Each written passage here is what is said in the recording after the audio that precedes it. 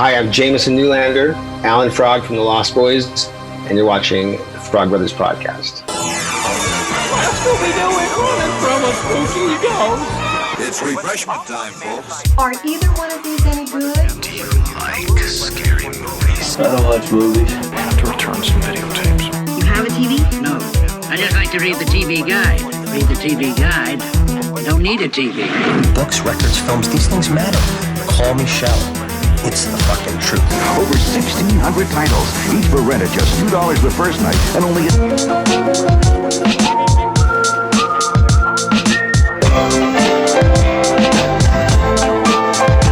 finish him. I don't watch TV. Yeah, but you are aware that there's an invention called television, and on this invention they show shows, right? Watch a few movies, take a few notes. Okay, I want channels 18, 24, 63, 109, 87, and the Weather Channel. Welcome to the Frog Brothers Podcast with your hosts, Justin and Alec. Hello, and welcome to the Frog Brothers Podcast. I'm Justin, this is Alec. Hello. We're talking episode 96 tonight, the old 96er. You think if we get a dessert down and we can get a couple of free t-shirts and hats for the kids? Yeah. Hell yeah. So I hope everyone's doing well out there. I'm over the Rona. I hope so. My Rona is gone. Yeah, I'm feeling good. Otherwise, I'm in trouble. Trouble. There's trouble. There's trouble. Let go of the rope. I don't know if that one's on display over there or not, but it might be. Go faster, you bastard! Love that movie. Should have covered that for number 96, but hindsight. I think we have covered that before, but I'm not sure. We did. If you haven't seen that, go check out The Great Outdoors. It's fucking glorious. Yeah. But tonight's feature film, Batman 89. But before we get into that, we got a couple of things we're going to chat about. You ever buy anything and like it takes so long to get delivered, you just forget about it? So, last fall I bought this copy of SFX magazine. It's an import from the UK. And I was checking the mail today, and I'm like, what the hell? I'm like, what magazine did I order? I'm like, I didn't subscribe to a magazine. Did someone gift me something? And then I see the cover. Halloween Kills, Ghostbusters Afterlife. I'm like, I see. I remember. Interesting. You son of a bitch. And then I also got a CD copy of the Ghostbusters Afterlife score, just because I didn't have that. Had it on the Christmas list, but I didn't get it, so nice. I must have forgotten about it somehow. Holy shit! That's awesome. And then the Tony Taylor Toys, Glozer the Glozerian emblem. Yeah, I wanted to pick one of those up, but been a little broke lately, so. Well, since I got the Plasma Series glowing figures, I had to get it. Yeah. Oh, so that's some pickups there that I had this week. Did you? I have a couple, but not many. Since it was my birthday, I picked up a couple. A Ghostbusters for the Atari 2600. Hell yeah.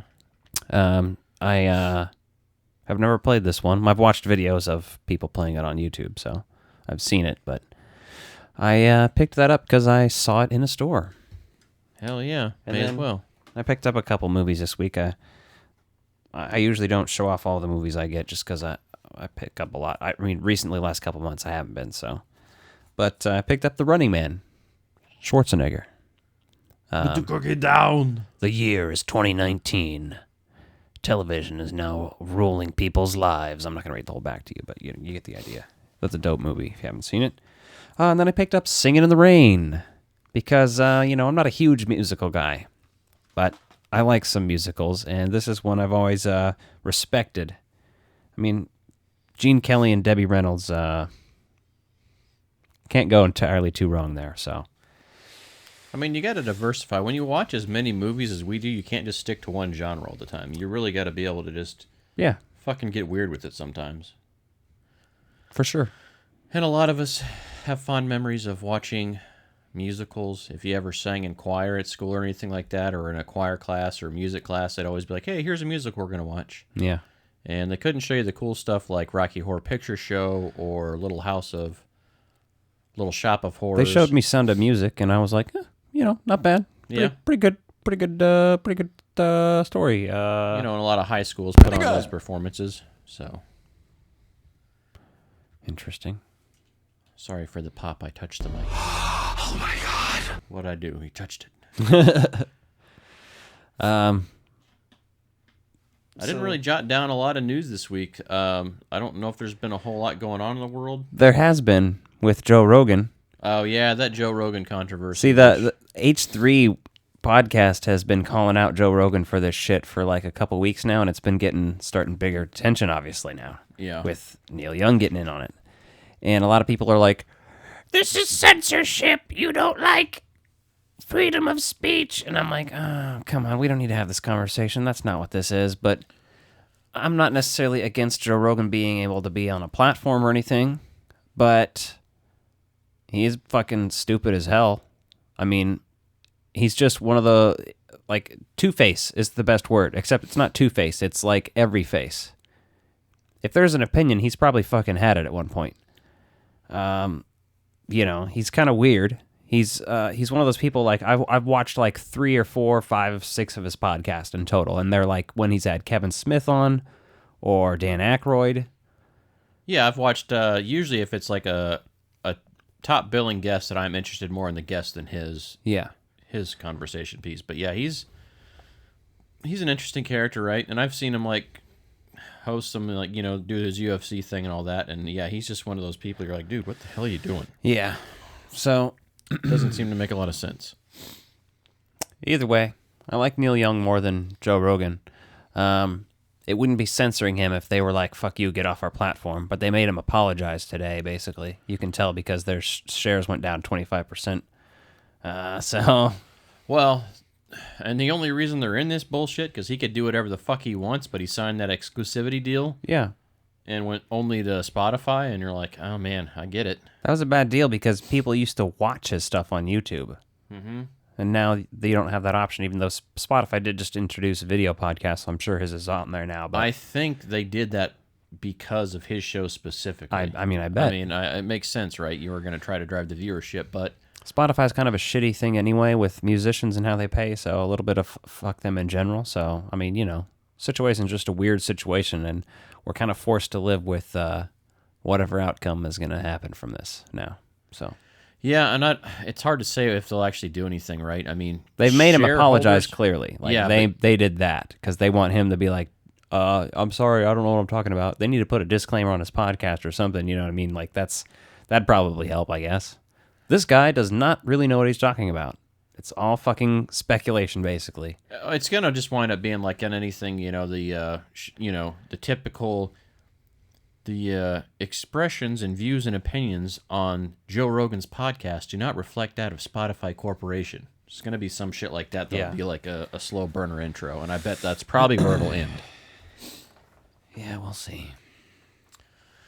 I mean, and how many people like Neil Young are gonna have like that? How many people are going to change streaming platforms because of that specifically? Yeah. I just don't know what the market is for someone like that, right? I mean, You're a smart motherfucker, that's right. I mean, we help older people with technology, family members, friends like that, whatever, and it's just as wide of a gap as our age group is really with how good people are at some of that stuff. So you just don't know. It's like that gonna. Yeah. I mean, what's a modern artist that if they pulled their stuff from there, that would get their attention? Taylor Swift, maybe? Somebody like that at that level? Taylor Swift or Kanye or fucking big names like that. I mean, that the fact that those are the only two that we can really name is like pretty sad. But there's like, you know, I mean, Machine Gun Kelly, like somebody probably like that, Adele or anybody like that. Rihanna, they're still big enough. Yeah. Any of the modern pop artists really like that. Billie Eilish. Yeah. I mean, I get that you're going to see that. We're old. Change our diapers. We still listen to new music. We just listen to underground shit. That's just the way it's always been. Well, yeah, but I mean, I always give certain pop stuff a chance. Like Billie Eilish, I at least respect as a musician and an artist just because it's more interesting than some other shit. Yeah. I really like Oliver Tree, and his stuff's getting really popular lately now. It's interesting. He has some like weird fucking mullet and country pop shit going on now. It's weird. It's fucking bizarre. He's just embraced himself to whatever the fuck he wants to do, and that's awesome that mainstream artists can do that now. Yeah. Just kind of a fun spot. Anything else wild and crazy in the news? Fuck it! Not that I know of. The Ghostbusters Afterlife box set is starting to show up for some people. I got a shipment notification for mine. Tracking Shut number. it, son of a bitch! Speaking of which, I watched that last night. Oh, shit. Just decided to play like 4 things at once. Oh, did you do I hit space bar and I have paused several of them, so it was like... That's awesome. You're stoned out of your mind, man. So, there's a new Batman movie coming out, and we figured, like, what's a better time to cover Batman 89 than now? So Some of what you are about to see and hear is explicit.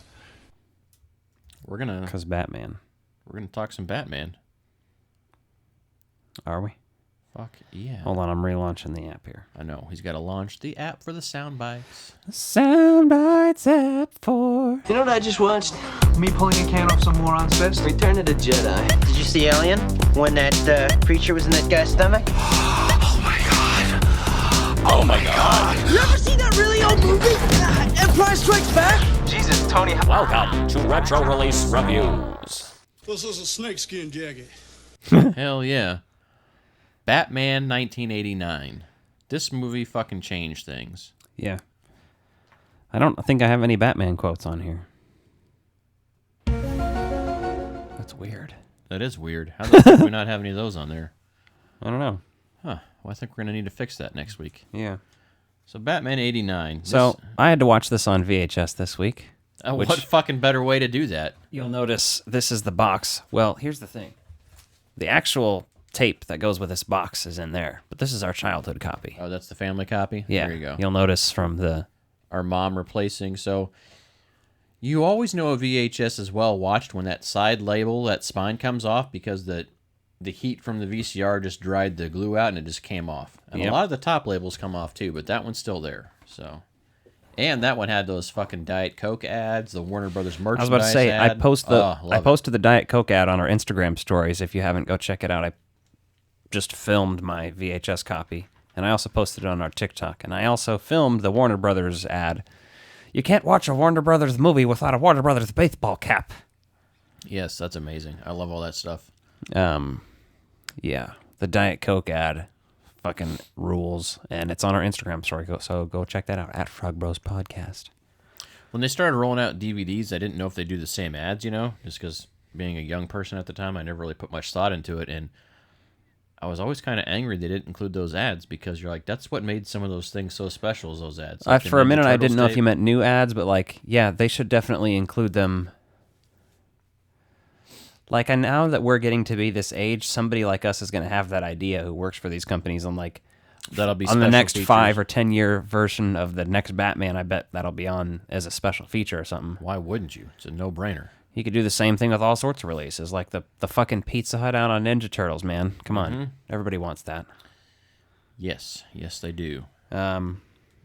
So, I love the intro for this movie, the Warner Brothers logo and the fucking Danny Elfman music. It kicks off that style, that Warner Brothers style logo that was used for a lot of stuff, right? You even see it later on kind of towards Twister, where they got comfortable and confident doing it dark and gritty, and I love that. That was so much fun. Michael Keaton, man.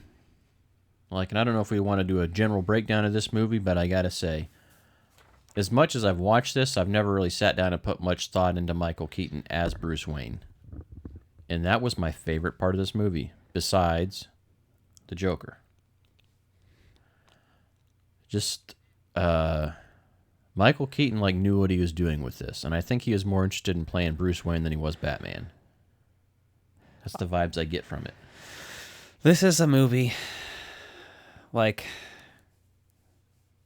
that the family had on VHS when I was born, probably.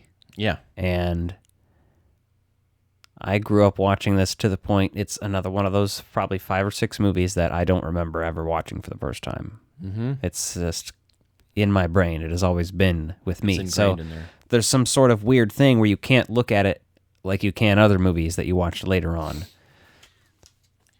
Taking unless notes, you get though, really baked. Taking notes, though, for me, like, I didn't get baked, but sitting there writing notes down and, like, paying attention, there's a lot of stuff in there I never noticed before just because, like you said, it's one of those that you watch so many times as a kid, you just, like, you're along for the ride. You're not really like, ooh, I need to look at all the little details. Yeah, you start getting more detail out of it later when you're just watching it for the millionth time and you're not looking at your phone the whole time or something. So, like, I was watching it on VHS, so I was like, wow, this is interesting and different because...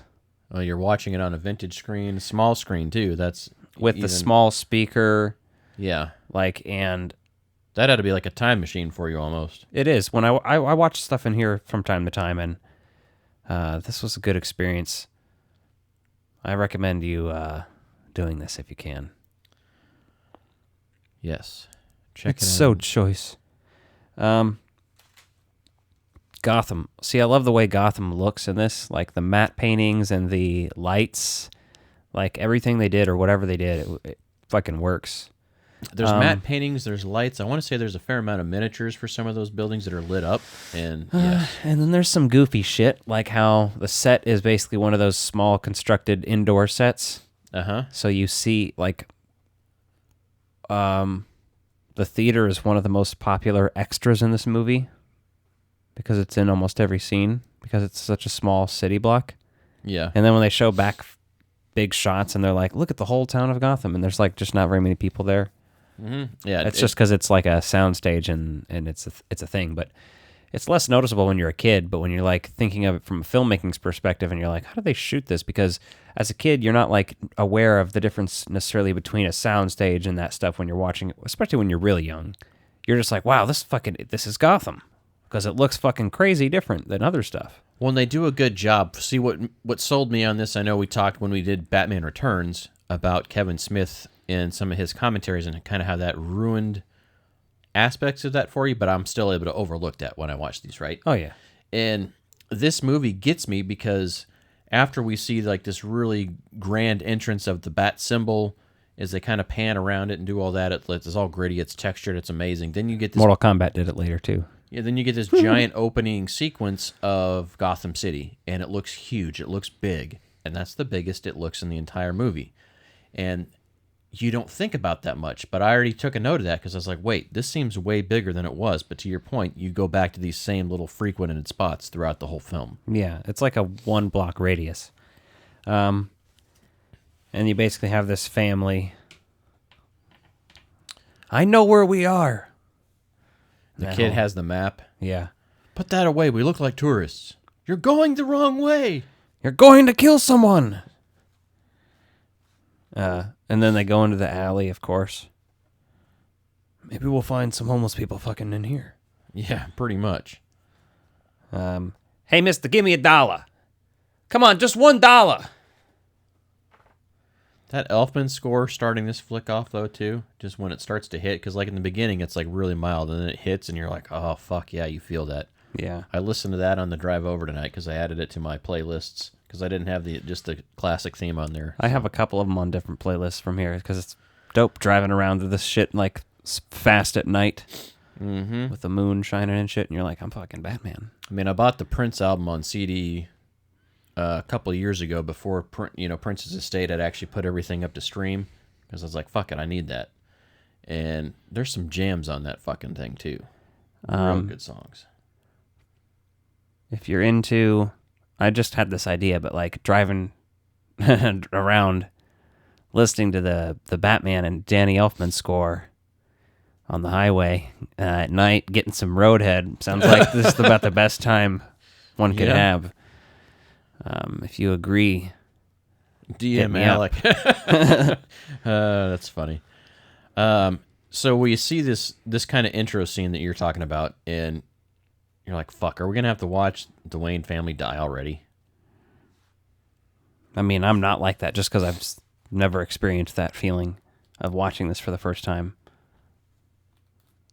I know, but with all the other Batman movies, they always make it a point to shoehorn in like his parents dying. I know, I just know that that's not it now, Yeah. so it's not a thing, but... I love these first bad guys you run into because the one homeless guy with the little beanie caps on, like, hey man, can I have $1? Just $1, man. And then the other asshole shows up, and they rob him, and then they go up to the rooftop. Yeah. I love it. He makes a fucking American Express joke. Hey, Man, Amex. don't leave home without it. Yeah. Johnny Gobbs. I don't like heights, man. Yeah, Johnny Gobbs got lit and jumped off the roof, man. That's not what I heard. I heard the bat got him. I heard the bat got him. And these two hyping it up. It's great because before you get that reveal, and then I love this shot too because you see Batman like quietly drop behind them. Yeah. As he sees what's going on. But before that, you like see him like watching from the rooftop, which There is ain't no bat. clearly a little animated piece just from the like overhead angle, the bird's eye view. Well, you should have turned the gun on the kid, man. Should have turned the gun on the kid. You want your count of this or not? I love how they shoot him, and he Yeah. stands up, and you're getting that feel of Batman for what Batman can be here. Yeah. And then we see the classic Batarang. And that was one thing I don't think I'd always noticed as a kid is them shooting Batman there because it's not a big deal, right? He just kind of, his armor works and you don't think much of it. Yeah, and that's a badass Batarang. I've still been looking for the grappling hook for that line, so haven't found one yet. Me neither. Shit, I'm fucking it all up. There he goes being an asshole. So What if an you're asshole. listening to this, Alec pulled out his NECA Batarang replica that he had sitting up here in front of everything. Fucking asshole. With your fucking microphone fucking cable. Headphone cable. Don't cry at me. That's what was fucking it up. Treat the microphone like a dick and place it close to your mouth. Thanks, Dad. Does that disturb you? So the Batarang with the cord. Don't kill me, man. Don't kill me. And then I love, I'm not going to kill you. I want you to do me a favor. I want you to tell all your friends about me. Which is That's pretty amazing. menacing, right? Yeah. I love that one. That's good. And they get Harvey Dent. Fuck yeah. Doing a press conference. Billy D. Williams as Harvey Dent was fucking on point. I didn't realize it was Harvey Dent as a child for years, till I Yeah. was really old enough to realize. They're already setting that up, and to Yeah. me, that's like one of the biggest crimes in film history is not Mhm. having fucking Billy D. Williams reprise his role as fucking Harvey Dent. Yeah. And then you realize that Jack is watching TV of Harvey Dent. Yes, he's watching the same press conference that we were just witnessing. Able to introduce characters and plot this way visually, and I love the way that's done. Pretty cool. Decent people shouldn't live here. Yeah. I love that line. By They'd Jack. be happier somewhere else. It's on point. I love it. And then we see the bum on the stretcher.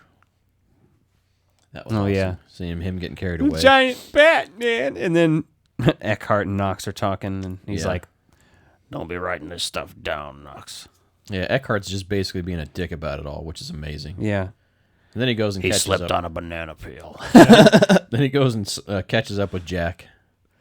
Oh, yeah. Brought you a little snack, Eckhart. That was like my Eckhart impression. Yeah. But it's a Jack line. I answer to Grissom. You ain't got no future, Jack. Better be sure. Which is interesting because you're already starting to see that, Jack's realizing some bullshit's going on. I do like how Jack doesn't even move and Bob has the gun like flipped out from behind Fucking him. right over his shoulder there, too. And he's like, yeah, I'm not going to get shot here.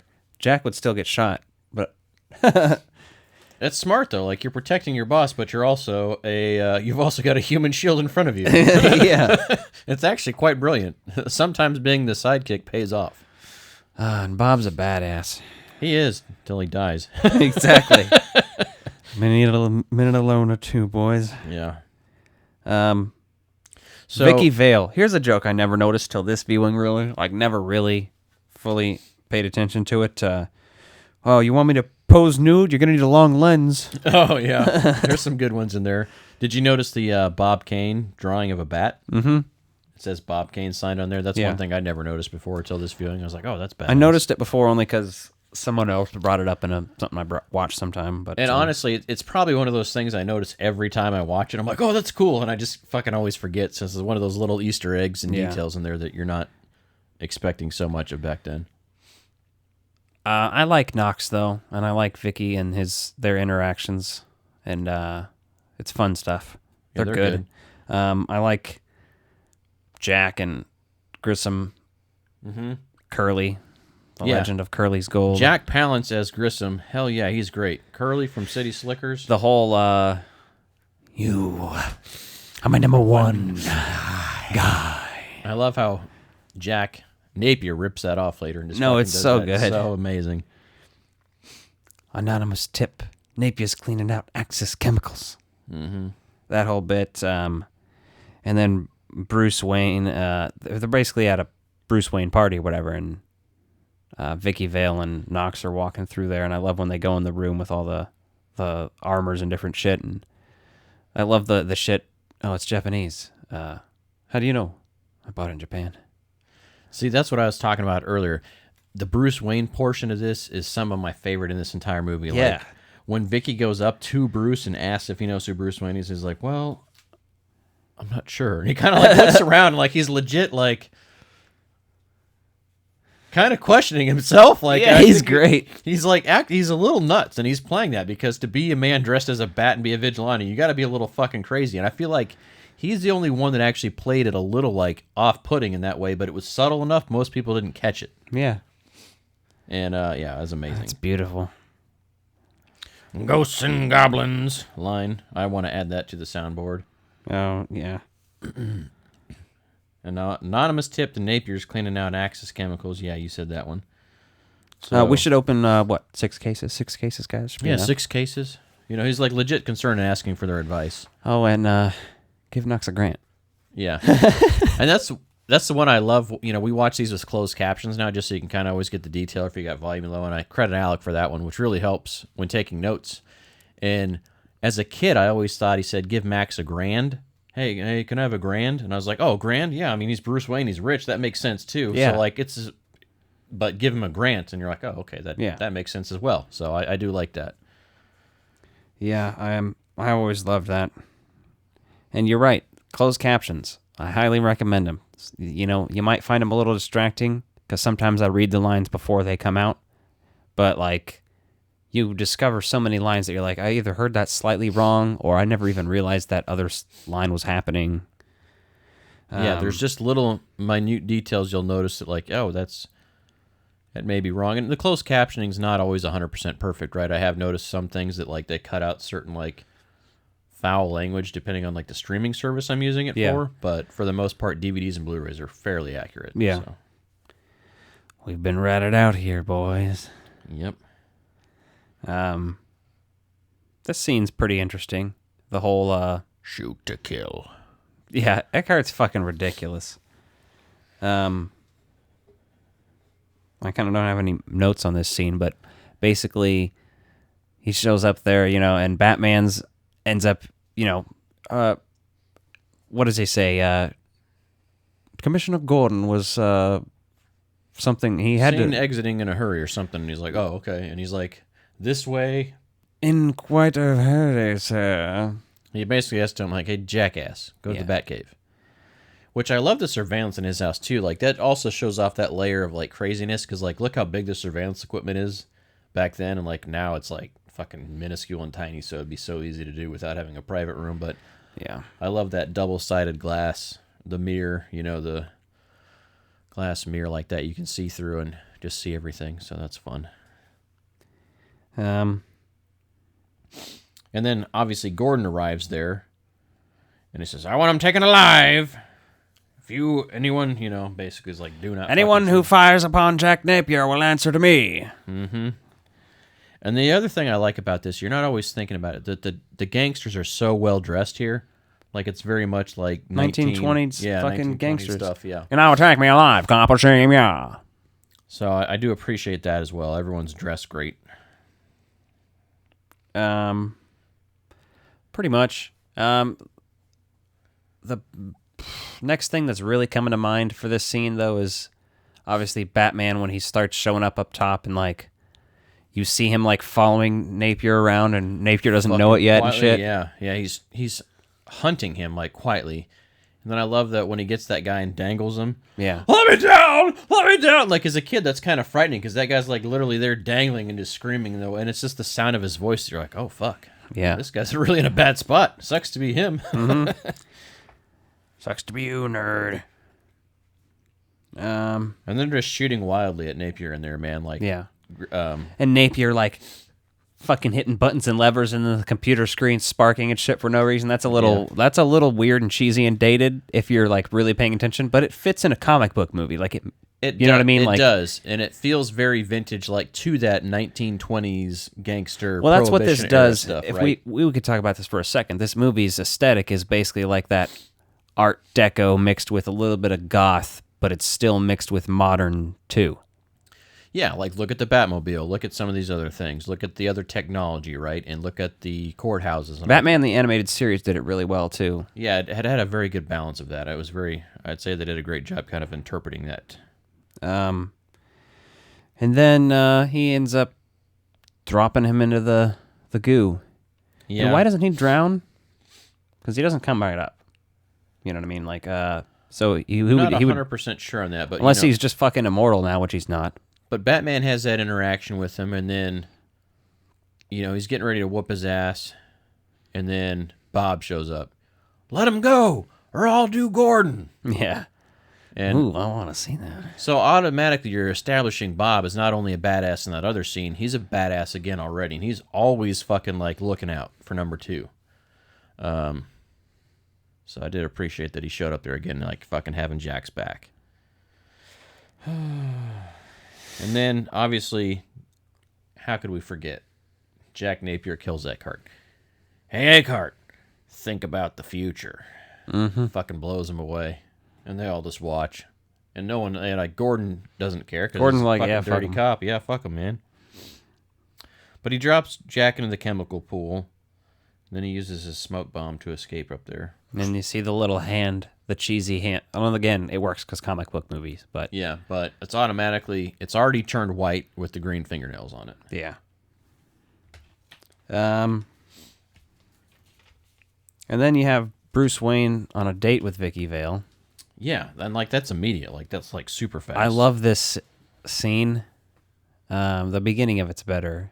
It drags on a little bit near the end, but I think... That table is asininely large, and it's beautiful. It's again, this Bruce Wayne that's hilarious, because she's like, could you pass the salt? And then, he ends up walks it down there, which is just a funny little visual gag. And then she says something else to him. What does she say? And she says, do you like eating in here? And yeah, his reaction, just his acting, Exactly. That's looks what around. I love so much. He likes it. He goes, yeah? To tell you the truth, I don't think I've ever been in this room. Yeah, but I love how he says yeah at first, and then he starts thinking about it. He's like, wait, yeah, I don't think I've ever been in here. Yeah. And so then you see them in the actual, like, the proper dining room, or the smaller dining room, or the kitchen itself. It's like a right? booth in the kitchen, yeah. Yeah, like probably where Alfred eats most of his meals, right? Rip. And they're sitting in there. Yeah, I know. Sad bastard. And Alfred's telling all those asinine stories about him being a kid. Horse riding lessons. I caught him polishing his bishop to a picture of a bat. And Master Bruce certainly was not hung as a horse. I used to call him Master Bait instead of Master Bruce. I mean, it was right there. Everybody was thinking it. Well, it's weird until he stroked the horse. I mean, you ever seen a horse load? I'm gonna go to hell when I die. I'm gonna go to hell when I die. If I believed in hell. And then he bangs her. Oh, he yeah. bangs her good. She gets weirded out, though, because they're snuggling, and then he's hanging upside down in the night, which is one of those... Again, cheesy Batman thing that only Tim Burton, I think, does. I don't know if this is a comic book thing. Maybe it was done like a frame or something one point, but feels like it's a Tim Burton thing to me. I feel like we need to check the commentary and see what the story is behind that, because to me, I don't even want to say it was Tim Burton on that. That feels more like a Michael Keaton thing, saying, hey, you know what? Like, can we do this? And because then by the morning time, like, he's laying in bed next to Vicky Vale again, right? Like, under his silk or satin Maybe he just has sheets. back problems, you know? He could. It's supposed to help decompress your back being He's not upside trying to be down. a bat. So, I love that he tells her he's leaving. yeah. And then she says something to Alfred, and Alfred's like, leaving? We'll be here for quite a while. Like, Alfred, You son of a bitch. Stop fucking this up. And you fuck shit up later, too, motherfucker. Don't think I haven't, like, He does. I forgot about you. But the thing I also never noticed is that Master Wayne is trying to get set up because Alfred is just, like, ready to fucking be done with this shit. He's like, you're a fucking grown-ass man. I'm done with this shit. Like, the whole movie about that. Because, like, the whole way he talks about Vicky Vale to Bruce, Alfred is always like, yeah, she's real nice, isn't she? Or, you know, this and that. And, like, you know, just trying to get him to settle down. Like, quit fucking around. Yeah. And, you know, like, Alfred's like, look, I want you to get a woman so I can get out of here. Yeah. Get somebody else to do your laundry. Yeah, exactly.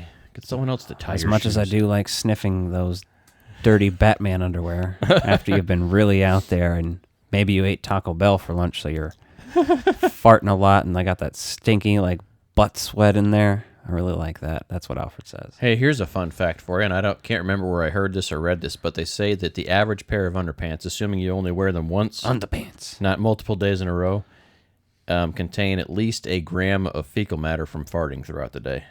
That rolls. So, yeah, that's a fun little fact for you, just in case you're wondering about Batman's underpants. A gram. Uh-huh. That's like 10 years ago, that would be $20 worth of weed. Like, just to put that in perspective, Yeah. if you could fart weed, that'd be money. $20 a day. Yeah. I wonder. You know, you can sell your farts on the internet. People do buy. You can sell your dirty jarred underwear, farts. too.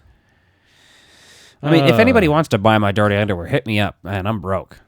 I can abide that. So the next weird scene you get is the Joker being unwrapped by this plastic surgeon.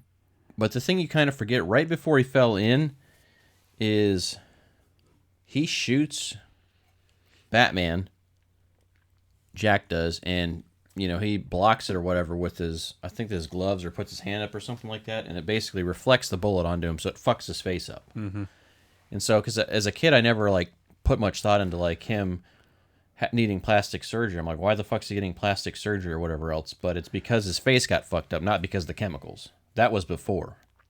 He's white because of the chemicals, and you're like, okay. But throwing that together, and then the plastic surgeon's like, well, all the nerves were severed. Yeah. So, okay, so, like, we had to make a permanent smile because it's kind of really fucking twisted. Mirror! Mirror! I remember that being a good scene as a kid, too, and he fucking smashes it. This was the only scary Joker scene for me as a kid. Oh, yeah. Yeah, it was always, you're always tense. Even though you knew it was coming, it was a tense moment because he's like... It's also really dark, and we watched this in the dark all the time on, like, one of those big-ass floor TVs. So it was like, you're sitting in the dark in nothing but this, and if you look away from the TV, all you really see is darkness. Mm-hmm. It's just spooky. But I love I love that, like you were saying, like you see his hand is kind of wrapped up in bandages and shit too, and he's grabbing for the mirror. And then he just starts laughing, he smashes the mirror and the light, I think, too. Yeah, he does. Yeah, because I think he throws it because it's dangling on the string there. Like, that's a good, terrifying scene because you don't really see quite the full reveal there, right? You just see enough to know that, like, oh, fuck. Which is a really great piece of filmmaking there. And then he goes to see Grissom. That you, Sugar Bumps? It's me, Sugar Bumps. This scene always, as a kid, I remember watching and being, like, anticipating when he would finally walk out. Like, even now, I still am feeling that way every time because I know what it's going to look like, and I know what he looks like already. I've watched the movie a million fucking times. But it's such a fucking great reveal. How he's slowly there because you can just see, like, you can see him, but just barely enough to where you're like, what the fuck is that? Yeah, you just see the shape of the smile from that far away, and then as he gets closer, you're like, oh, fuck, this is full Joker now. Hell yeah. As you can see, I'm a lot happier now. Mm-hmm. Oh, that's great. And then, let's see. Oh, yeah. Thank God you're alive. Yeah. Set me up over a woman. A woman. He's so fucking angry inside. You can tell the. You can call me the Joker as he shoots down Grissom. What a day, he says. Yeah. Wait till they get a load of me. Oh, yeah, and that's when Alfred rats out fucking Bruce's lie, which is God damn it. Fucking dick. And then we have the whole Joker scene with the other mob bosses and shit or whatever. That's such a good scene, too. This one I remember loving as a kid, too, just because I thought it was funny. Yes. Didn't spook me out at all. But basically the one guy questions, he's like, so what if we don't want to go along with your plan or whatever? And he's like, well, then we don't want a war, so we'll just go our separate ways and no hard feelings. Yeah, and have a shake on it or whatever. Yeah, and then they shake hands and he obviously starts fucking frying and smoking and buzzing and he's like, ooh, we got a live one here. It's going to be a hot time on the old town tonight. I love how he's singing and dancing to it. Yeah. Woohoo! Yeah. Fucking charge this motherfucker up. Mm-hmm. Yeah, that burnt corpse is left behind. Haven't you ever heard of the healing power of laughter? Yeah. And then at that point, everyone's fucking scared to death of him, but they still didn't learn their lesson. It's unfortunate, but we'll get to that. Yeah. And then he goes over there and he has Bob. He tells him to follow Knox, too. Yeah. But what I love about this, like the Joker crew already has their own custom jackets at this point. Mm-hmm. They all got all the badges and stuff on them. Like, they did this damn. shit quick. I know. I was like, that's cool. Well, like Bob was ready. Bob's like, oh, fuck. Hell yeah. Sends Bob to get photos of Knox, which is pretty cool because you see him like snooping around later taking photos. But we can't forget this part. He goes back up to the corpse. Yeah. I'm glad you're dead. What does he say before that? You're a something bastard. I didn't write that down. I just remember. I can't read what I wrote there. Oh. I don't know what that's supposed to be. Something us. Eris. I don't know. I don't know what it's supposed to be. I'm glad you're dead. But he says that 3 times, and it's fucking hilarious. Like, even as a kid, I thought that was funny. I was like, he kills a guy, and he's just, like, laughing at the corpse. I'm glad you're dead. Yeah. And that's one of those things that's, it just sticks with you. That's one of those great delivered lines. And then she follows Bruce. Yeah, she's trying to find out, and she gets that file from Knox on Bruce Wayne, and the file is empty. There's, like, nothing fucking in it. Yeah. Because she's trying to figure out what the hell's going on with him. She follows Bruce and watches him in the same city intersection drop off the flowers at the theater. Mm-hmm. Or like at the alley by the theater, whatever. And 2 single roses, one representing each parent. And that hotel looks like it's abandoned at this point, right? Like you don't see any like lights or anything on in there, so like they're just trying to imply it's a bad part of town now that no one goes to. Yeah. Although it's the only part of town they show. Yeah. That mime. Fucking awesome. Yeah. Like as a kid, I remember like that mime looking more terrifying than the Joker at some points. This scene scared me because of the way he kills him with the pen. Oh, yeah. As a young child. The pen is truly mightier than the sword. But he fucking throws it right in the jugular. And it's like, God damn, that's fucking cool.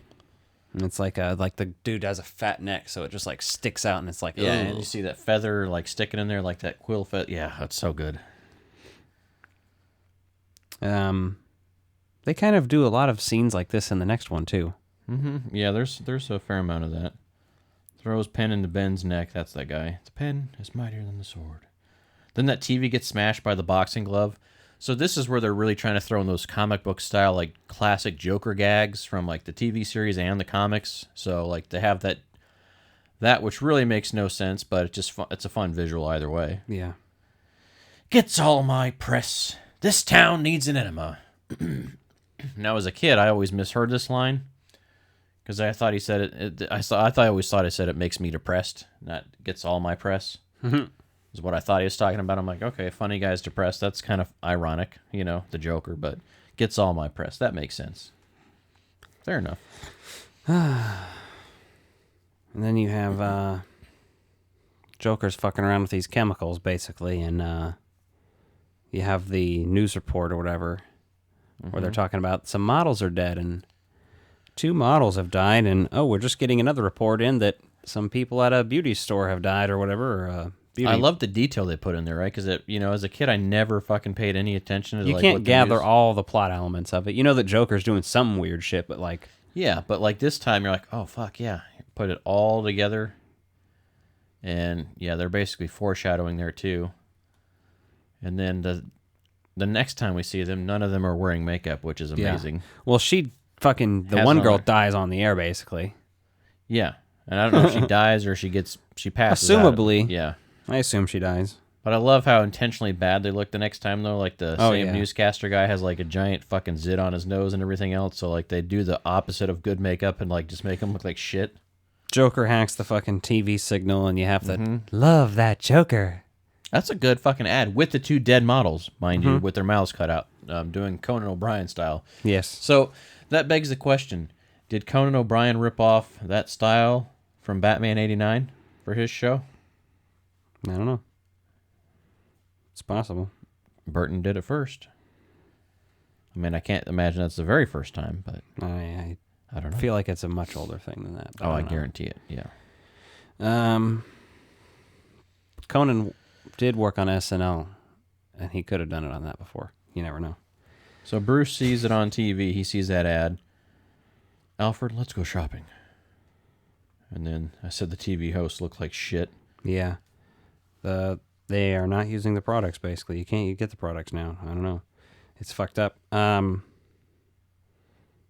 you have the museum scene. She calls, tell Bruce I'm going to be 10 minutes late to the museum. And he's like, oh, okay, cool. Wait, I'm not supposed to go meet her today? Oh, no. Yeah. And then we're at the museum. Yeah, the museum. And she arrives and gets a table seated somewhere. I guess there's a restaurant in there. That's kind of where they're hanging out, like a restaurant seated area. Yeah, and that's pretty common. A lot of museums have that. Like, And then gets a little gift box that has the mask in it. Urgent. Please put this on right now. Yeah, put this on right now. Then we see that purple gas starts dropping everyone, which is pretty cool. Yeah, I always liked this scene as a kid. And then it really fucking kicks into overdrive when fucking Party Man starts playing. Gentlemen, let's broaden our, what does he say, horizons? Or broaden our minds. Broaden our minds. Lawrence? Man. And that's actually, like, that's all that chatters at the beginning of the track, too. So, it's great. And they're fucking things up in there, right? And so they're defacing all these paintings. Not and that everything. one. Yeah, I love that I like that one. I kind of like this one, Bob. Leave it. And that is like the only like gothic kind of dark looking, one that they have in there. So I did appreciate that. And then he eventually sits down with her and starts trying to schmooze her. Yeah, but he's being a fucking dickhead too because he's going through a portfolio. I don't know if it's art, but I like it. Fucking grabs out of her hand. He's like looking at all of her fashion photography. He's like, crap. And I'm like, fuck, man. So good. So good. Because he's just being such a dick. Ooh, this is beautiful. But he says he's the first fully functioning homicidal artist. Yeah. I'm like, God damn. What do you want? My face on the $100 bill. There's lots of like lines like that he just has that are quick little things that are hilarious. Yeah. You're insane. I thought I was a Pisces. Yeah.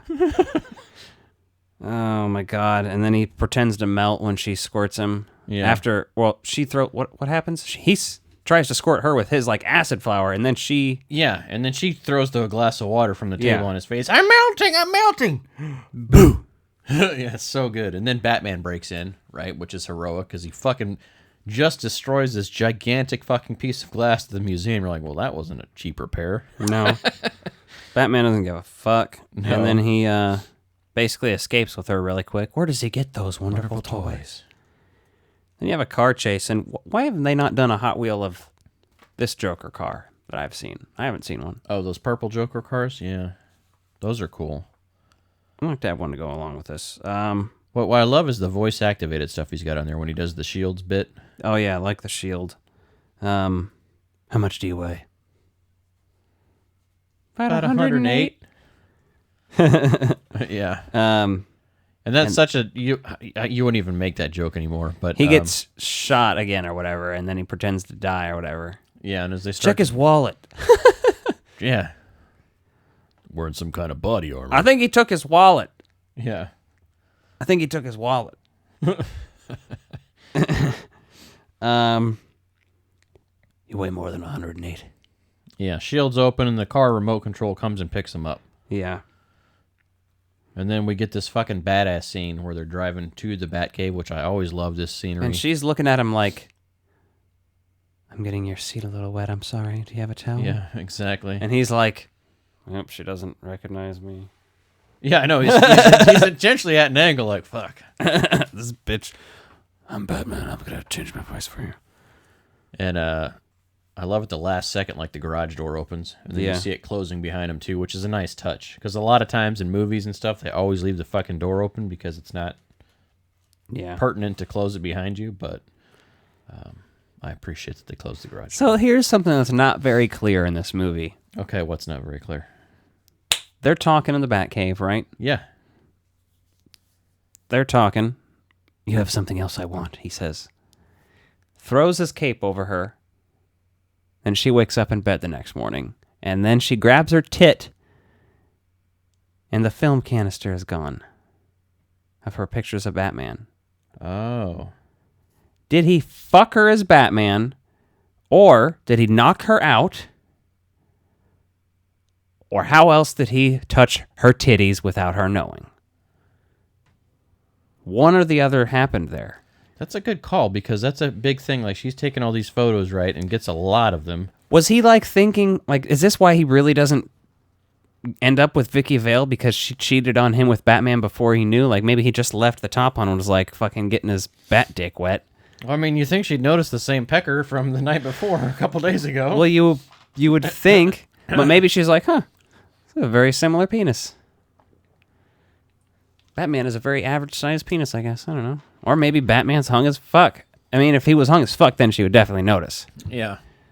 So maybe Batman is average as fuck in this universe. He has to be at that point for her not to notice. Sorry, that or he has unconsensual business, and I don't know how You I have feel something about else that. I want. I don't know. I don't really like it. I'm very unclear about this. Yeah, that's a Tim Burton question. We'll have to ask that sick fuck. And actually, I don't even know if that's a Tim Burton question. That's a script writer question. Whoever wrote the script. So. Yeah, pretty ridiculous. I have given a name to my pain. It's Batman. Mm-hmm. But he explains all the stuff to her, though, because he gives her the antidote, or basically explains, like, hey, it's not hairspray alone. It's a combination of all these chemicals. Yeah, so that she can put it on the news and tell people. Yep, and so they leak it to the news, and so she sends that to Knox, it hits the press, and then it's on the evening news or whatever else. So, and then they also make it a point to say that there's like a safe shipment coming in. I'm like, how does New York City, because that's what Gotham is supposed to be, have all of its chemicals tainted? You're like, motherfuckers aren't using all that shit. Like, he tainted this immediately. So unless you fucking went and bought a whole new thing, or like you're in a domestic violence situation, or had a fire or something and lost everything, like, most people aren't just starting over with their entire chemical collections in their bathroom. Yeah. But I get the point of it, right? They don't want you to stop and think about these things. But being the old angry guy I am, sometimes I have to. I mean, it makes sense. Alfred wants Bruce to tell her the truth. Mm-hmm. So Bruce goes to her apartment to talk to her. She's not really having it. She's like pissed off at him. She's like walking away and being like, well, shoobity doobity, you hurt me. And he's like, well, I'm sorry, it's big. And this is another one of those and great... I don't do anal often, so I'm not used to, I don't know how rough I can get or not, so I'm sorry. It's another classic scene of Bruce Wayne, though, because he's like trying to explain himself like 3 different times, and she keeps getting distracted, and he keeps having to start over because he doesn't know how to say, like, you know I'm how Batman. people have different sides To their personality. Oh, God, you're married. No, I'm not married. Yeah, he tries like 3 different ways to tell her before the doorbell rings. And And? Why did she fucking open the door? That's another thing. Like, I guess she has to, but right? If you look out there and you'd be like, huh. Yeah, like, I'm not letting this motherfucker in. I'm not answering that's this not a good door. idea. That was not a good decision. What does he say? Oh, the what's-herself threw herself out the window. Alicia threw herself out of a window. If you want to make an omelet, you gotta break a few eggs. And then he smashes the fucking mask. The face mask she was wearing, yeah. Oh, what's this? Another rooster in the hen house. Yep, exactly. And Let me tell then you something. I know who you are. Yeah. And that's classic Bruce Wayne right there, right? Yeah. He's just this fucking asshole about it. Let me tell you about this guy I know. Jack. Bad kid. Real mean. I like him already. I like him already. With that fucking stupid smile on his face, man. So good. He hurt people. I like when he's telling him all this and he walks over to the fire poker, basically slyly grabs it. And then we have the classic smashing of it and, you want to get nuts? Come on, let's get nuts. But not before he'd already slipped out of the room and grabbed the little metal tray that was sitting in the jewelry box. Yeah, that's the first thing he did Yeah. before he said much. So, and then he has the classic, ever dance with the devil in the pale moonlight? and that's so good because, like, he legit, like, stops and looks and he's like, what the fuck? Before Right. he gets shot. Like, he legit looks like, oh Exactly. my God, motherfucker. Like, He that's- says, what? Like, wait. Like, because the he light remembers bulb it. is going off right then and there, and he's like, God damn it. Then he shoots him. Never rub another man's rhubarb. Yeah. Yep. And then as he leaves, I'm only laughing on the outside. And the inside. My smile is only skin deep. If you could see me inside, I'm crying. You might join me for a weep. One of those things I just never really paid much attention to as a kid, but that's really hilarious too and interesting. And then the box with the hand flowers coming out and spooks or whatever. She passes out. So then we see her back at the office, and we see Knox talking, and shows her the paper. He basically cuts her off and is like, hey, look at this. And then she has the light bulb go off, like, oh, fuck, his parents are dead. Figures out exactly the whole backstory to him, and kind of has an understanding on him now. And then the Joker interrupts the 200th anniversary press conference broadcast. Again, just intervenes, basically says, yeah, I'll be there. Taunts Batman that, me? I'll be giving away free money. Makes it a point to tell everybody that. And then, Alfred, did you get that file on my parents? Yeah. Bruce has the flashback to his parents' death. Ever dance with the devil in the pale moonlight? Is that supposed to be Bob with him? I don't know. I didn't pay much attention There's to two that. people there in that scene, and the one kind of has a haircut that looks like it could be like Bob, but it's not in focus enough. Because I'm just wondering, like, they make Bob look this loyal, so I'm wondering, like, has Bob always been that loyal to him? Yeah. I was just curious. If anyone knows, feel free to jump in here and correct me. Yeah, I'm not familiar, to be honest. I don't remember. I'd have to watch again. It's one of those fascinating things I like to think, because I'm like, man, he's really like his right-hand man. And then Alfred, being the fucking dick he is, and he's over his job, brings Vicky Vale into the Batcave. Fuck it. You suck. Which we know how pissed he is about it, Fucking because A, man. he mentions it in Batman Returns. He's like, oh, like bringing Vicky Vale into the Batcave. Right. And you're like, son of a bitch. Bruce Wayne be like, You want to hurt me? Go ahead. Go right ahead if it makes you feel any better. I'm an easy target. Then we see the Batmobile go out again. And it basically goes out and fucking bombs the Joker's hideout. The whole lair. Yeah. And as a kid, I never really thought much of it, because it's one of those you just watch all the time. And so I'm watching it this time, and I see him flying away, taunting Batman, like, flying away in the helicopter, like, bitch, you missed. Yeah. And then Batman wasn't in the Batmobile at that point, which is pretty smart on his behalf, right? That he was smart enough to get out of it for an explosion like that, because, God forbid, the thing fucking blows up. You don't want to die in your car trying to kill the bad guy.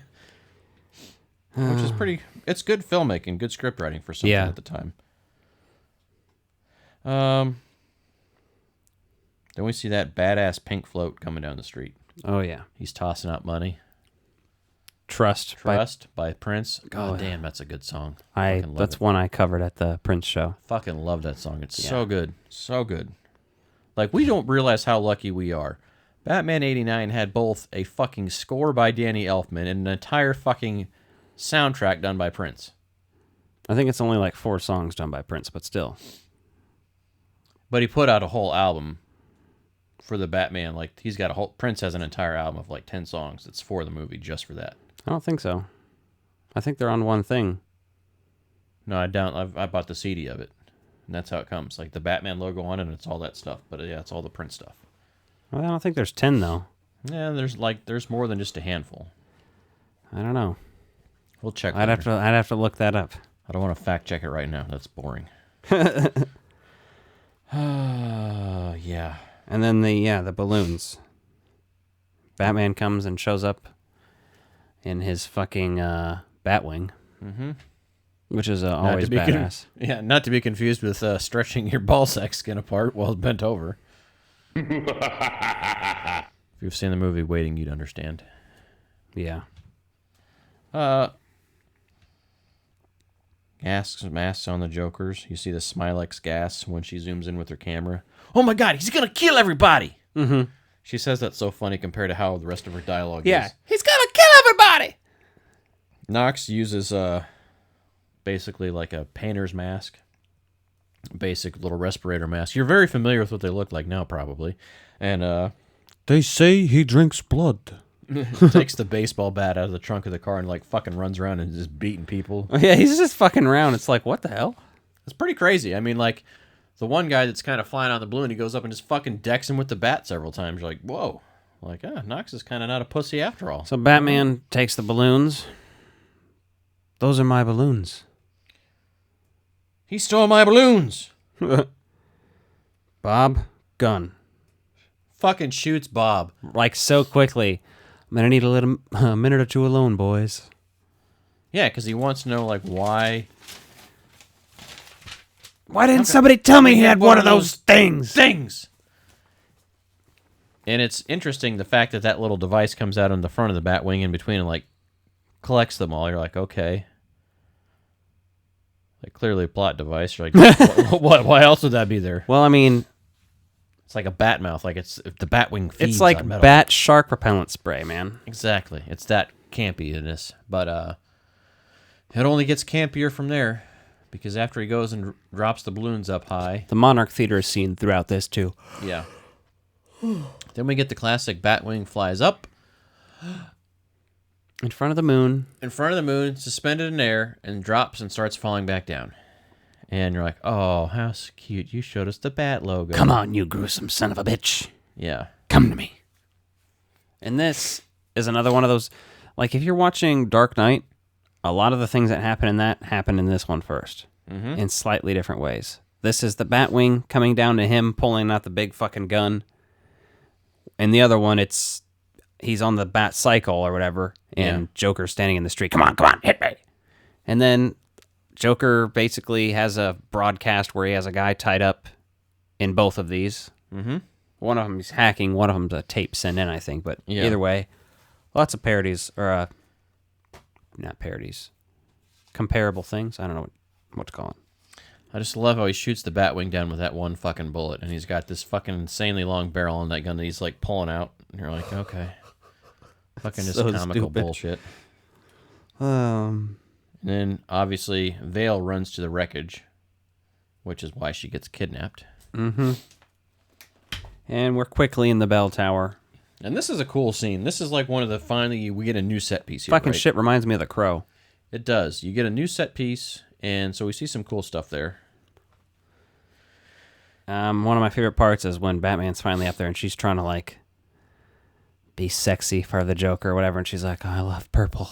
Mm-hmm. And he's like, well, let me show you something else that's purple. Yeah.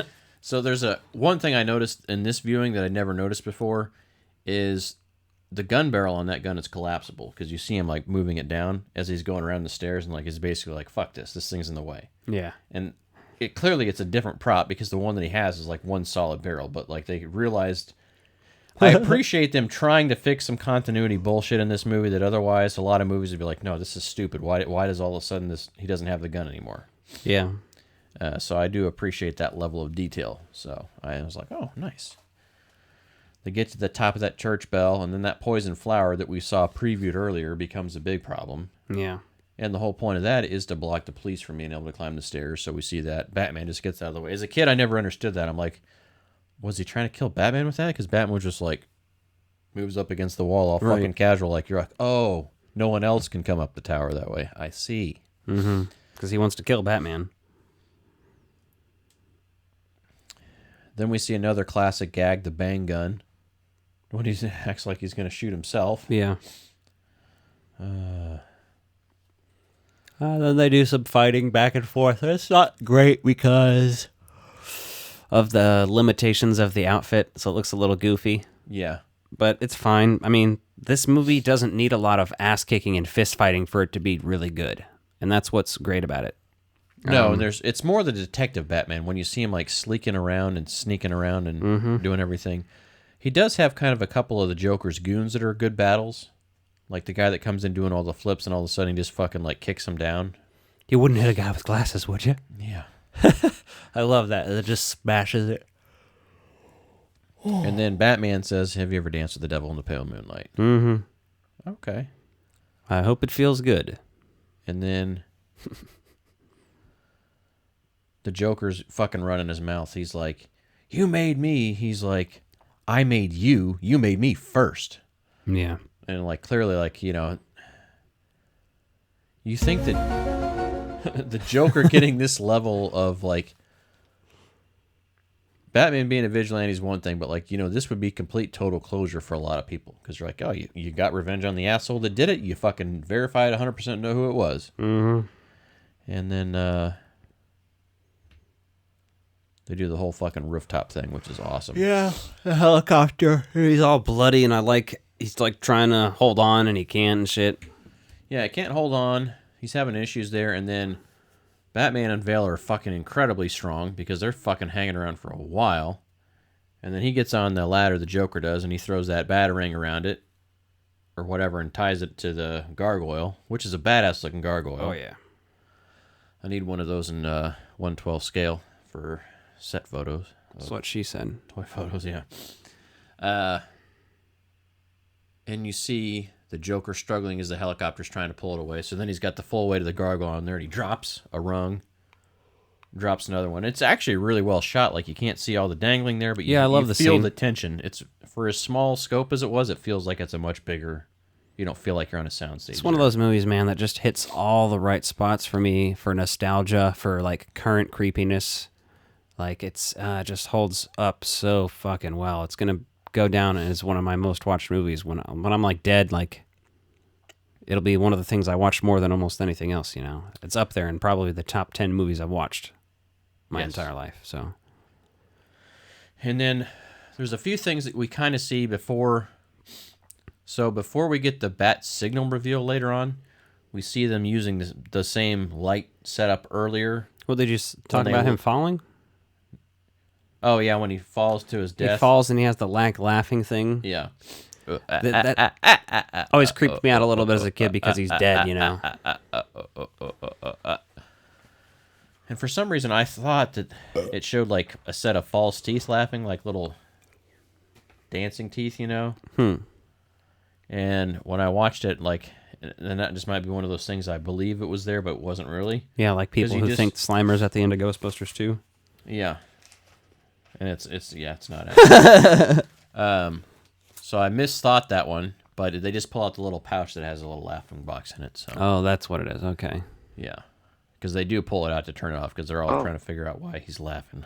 Love that creepy laugh, though. That needs to be on the soundboard, that laugh.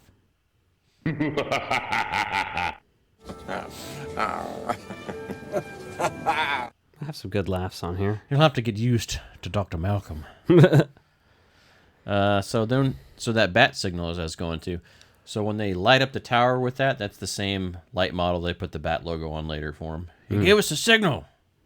Yeah. They do that whole thing. And they're still fucking setting up Billy D. Williams to be fucking Two-Face at the end of this thing. And they fucking just don't deliver it. It fucking should be a crime against filmmaking. God damn it. You know what? They still could like do it with him being back now. Fuck, he was just in Star Wars and Keaton. God damn. Can we do that? Can someone please make that happen? Get us an original universe. Fuck, what if he's in the Flash? That's what I'm saying. Like, you could, my God, this with could him already be a being thing. back. Please. Just when I think things can't get any worse, you go off and totally redeem yourself. Exactly. Oh my God, that'd be glorious. Oh my God. And then Alfred goes and picks up Vale, and he says Master Bruce will be along after a while or some shit. So yeah. And she says, I don't remember asking you a goddamn thing. just like that. And then we get like the most patriotic thing in this movie of like that ending theme song music. Just feels like something you'd play at a baseball game. You know, because he's up there standing like watching the bat signal. It feels like the end of the Spider-Man movies, like when they always have like the American flag flapping. And you're like, okay, yeah, that's kind of like that moment. Well, it came out May of 2002 after 9/11, so Yeah. that's why the first Spider-Man had the American flag shit out the ass. Yeah. Yeah, but if, like that moment and that feel at the end of the superhero like triumphantly like just taking it all, take it in, take it all in. Had to do another Grand Outdoors one there as we're wrapping this one up. Another one. So I love this movie, and after watching this last time, fucking Keaton kills it as Bruce Wayne. His Batman's good, but his Bruce Wayne is fucking so weird and eccentric. That's what I love the most about it. Mhm. Like, I would almost would have loved a TV show for this just to see how fucking weird Keaton could have been with this character. Oh, that'd be good. And I hope they show him being like a weird old man in the Flash universe instead of just being like, what? Because I don't think Keaton's going to come back and be an idiot about it. He's going to come back and like know what he's doing. Oh, for sure. He's top notch like that. So really excited to see what comes out of that stuff. You're a smart motherfucker, that's right. So let us know what you think of Batman 89 and tell us why it's your favorite. Yeah.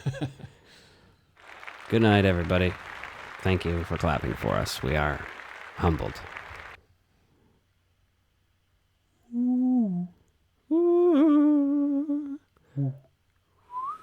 Hey guys, thanks for listening to the Frog Brothers Podcast. We'd greatly appreciate it if you could like and subscribe if you're listening on YouTube. And if you're listening on the audio feed on Spotify or Apple or Twitcher or wherever you listen, tell your friends and make sure to subscribe to our YouTube at youtube.com/thefrogbros. Hit us up on Instagram at Frog Bros Podcast, on Twitter at bros_frog, on TikTok at Frog Bros Podcast, and follow us on Facebook. Join our Facebook group Frog Bros Video by searching just that, Frog Bros Video. Hit request to join and you'll be approved. We have shirts available. The link is in our Instagram bio and below in the description. And you can find stickers on Etsy at Frog Bros, all one word. Additionally, if you'd like to give us a call and leave a voicemail soon, our Patreon will be live and we'll be posting monthly responses and reactions to the voicemails. Dial 816-832-5388.